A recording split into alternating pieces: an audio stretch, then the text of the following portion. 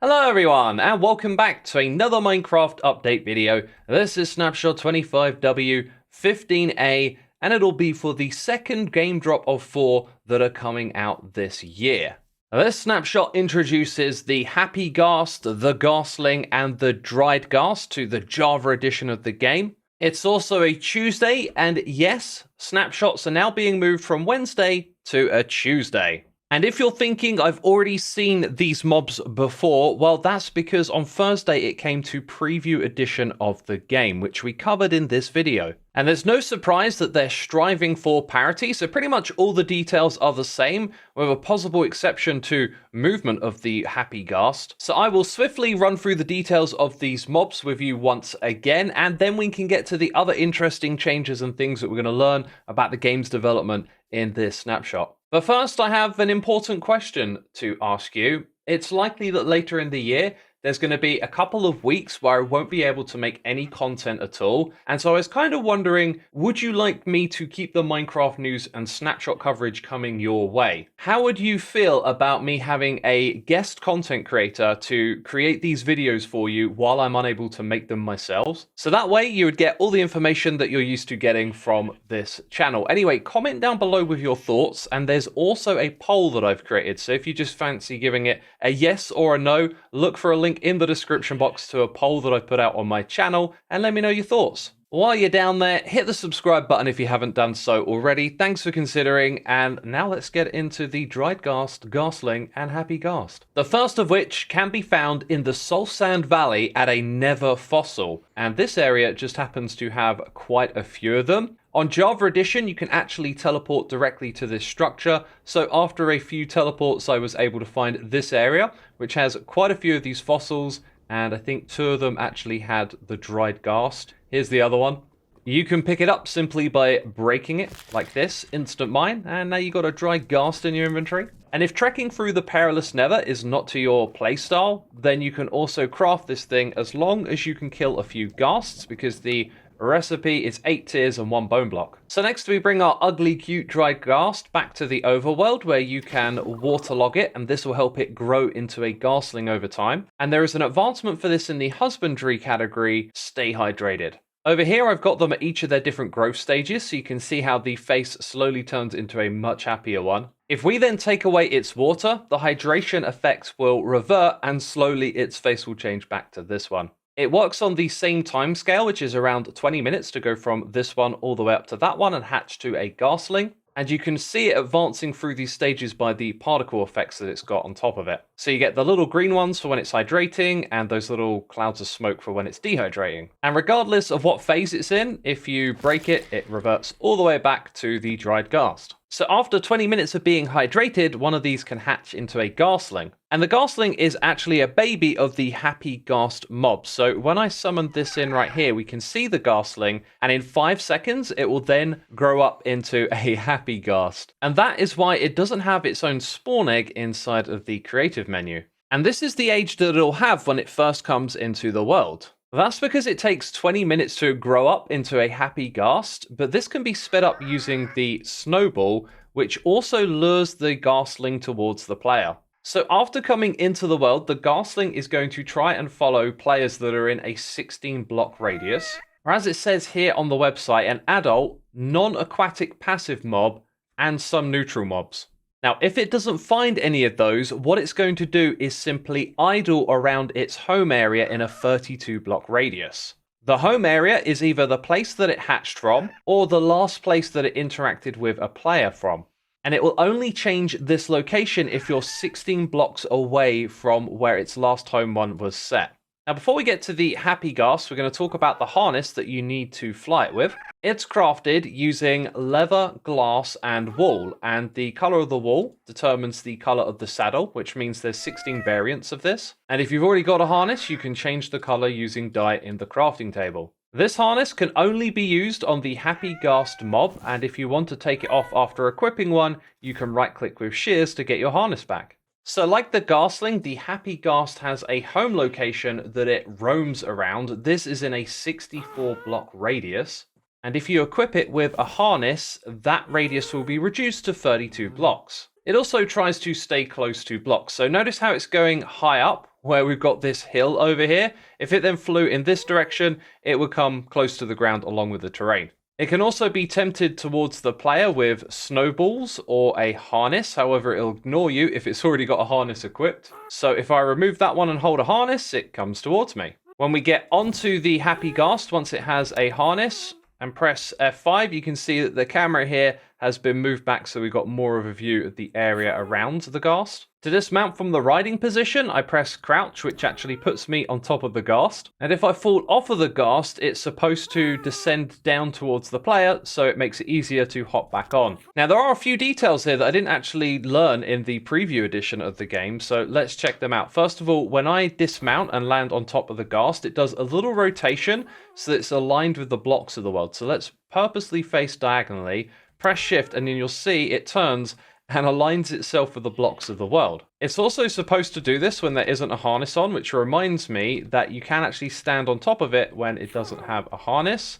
Let's land once more. Okay, maybe this time we'll see it do the rotation. There you go. Now in Preview Edition, I understood that you pressed forward to go forward and then aim in the direction that you want to go. But the Ghast can also strafe to the side by holding left or right. You can make this strafe movement. Holding back goes in the opposite direction, so we can drift upwards if we tilt the camera angle downwards. And holding the jump key makes it fly directly upwards, regardless of what way you're facing. We had also learned that it can regenerate its health if it's taken damage faster when it's raining, because it naturally regenerates its health. This also works when you're flying in snow or you're flying at the cloud level. I forgot that I have my clouds turned off. And dang, this thing is slow and it can't be sped up with speed potions. But yeah, if you get as high as up here, then it will regenerate in the cloud layer. And you already knew it, but I figured you might want to see it. Yes, this is a 4-player rideable mob.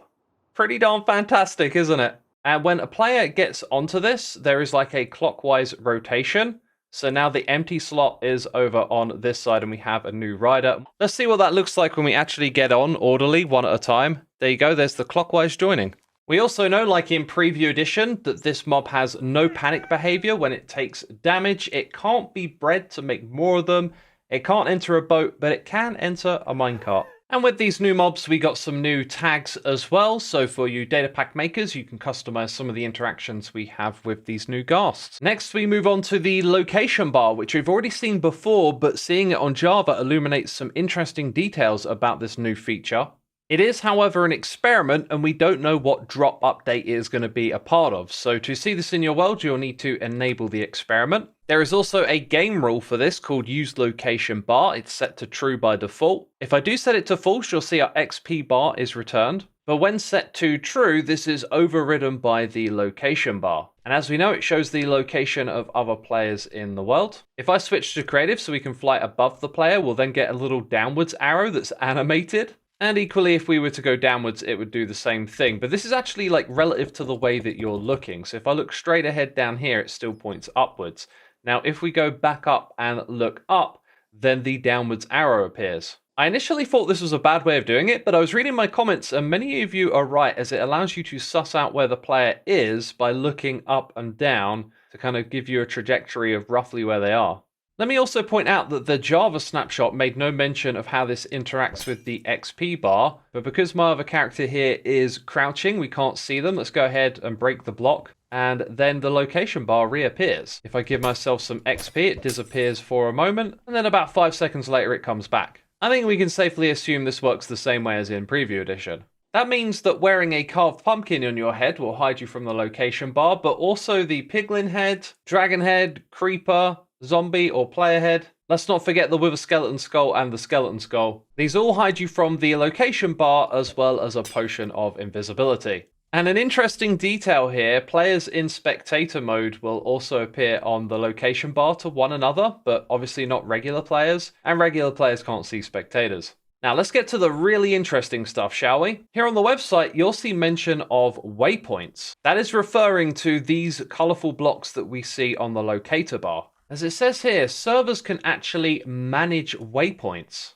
And by default, all players will transmit waypoints for themselves. Now here it says that a waypoint can be a player or a mob, and that it can belong to a team and indicate the team's color as well. So when we go down to attributes, you can see that transmit range and receive range have been added, and they have a default value of 60 million blocks, which basically means everywhere in the world. But of course, these can be modified, and there is a waypoint command that allows you to do that and do things like change the color of them. Now, it looks to me like a waypoint needs to be an entity, but of course we have invisible entities like the display entity that you could place into a world, and that means that the location bar could be used to identify structures and be a component of custom game experiences through data packs. Let's now get to the other changes in this snapshot. We got a new one here called Heart Transplanter. Place a creaking heart with the correct alignment between two pale oak blocks. This is found in the adventure category, and as you can imagine, probably should have been included in the Pale Garden drop. We learned that the Ghast texture had changed on the preview edition, but now we can actually see the difference here on Java.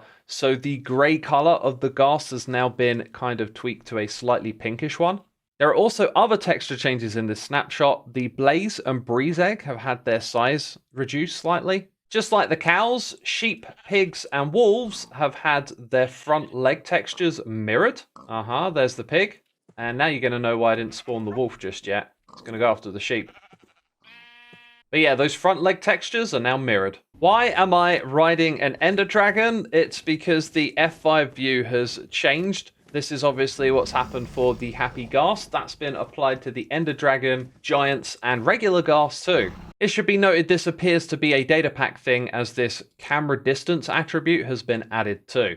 Okay, I am in spectator mode. I am spectating a camel right now. And now we're going to teleport all of the camels in the world 900 blocks into the sky. Well, this was supposed to change something, but it hasn't actually worked. We're supposed to teleport together with the camel, but it actually stops us spectating. The way this reads is that it should only stop spectating for entities that move to another dimension. Anyways, moving on. The rules for ambient block desert sounds have been tweaked, and there are some details on the blog as to how these have been subtly changed. All right, and then the data packs. There's something pretty awesome in here called Data Pack Create. This allows you to create empty directory data packs in the world that you're in. And this, I believe, is a feature that made the Craftmine snapshot possible. So sometimes these April Fool's jokes are actually pilots to test features, and it looks like they brought one across from this into the main game. Last of all, we have our bugs. We've got two very old ones here. Using the play sound command would play in all dimensions, and map icons not being displayed in the cartography table. So here's what it looks like in the cartography table, and here's what it looks like when you're holding that map. You can see the icon.